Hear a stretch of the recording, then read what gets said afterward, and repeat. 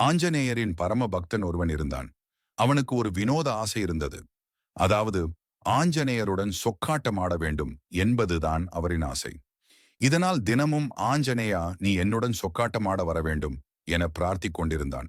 பக்தனின் இந்த வேண்டுகோளை ஏற்று அவர் முன் ஆஞ்சநேயர் தோன்றினார். அவனுடன் சொக்காட்டம் ஆடவும் ஒப்புக்கொண்டான்.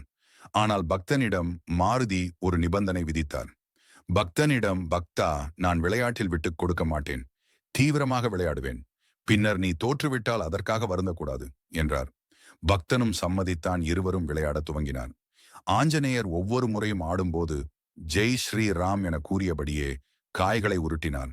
அந்த பக்தனோ ஜெய் அனுமான் என்றபடி காய்களை உருட்டினான்.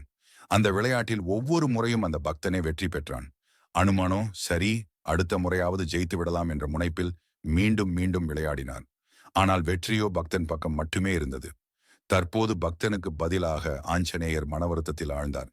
ராமனிடம், சுவாமி, நான் உங்கள் திருநாமத்தை ஒவ்வொரு முறை உச்சரித்தும் எனக்கு தோல்வியா என புலம்பினார். அஞ்சனை மைந்தன் முன் தோன்றிய ராமன், அனுமன், நீயோ என் பக்தன். அதனால் என் சக்தி உன்னுள் இணைந்துள்ளது. ஆனால் அவனோ உன் பக்தன். ஆதலால் அவனில் நம் இருவரின் சக்தியும் இணைந்து விடுகிறது. இதுதான் அவனின் வெற்றிக்கு காரணம் என்றார். நெகிழ்ந்து போன ஆஞ்சநேயர் பக்தனுக்கு ஆசி வழங்கிவிட்டு சென்றார். ஜெய் ஸ்ரீராம், ஜெய் ஸ்ரீராம்.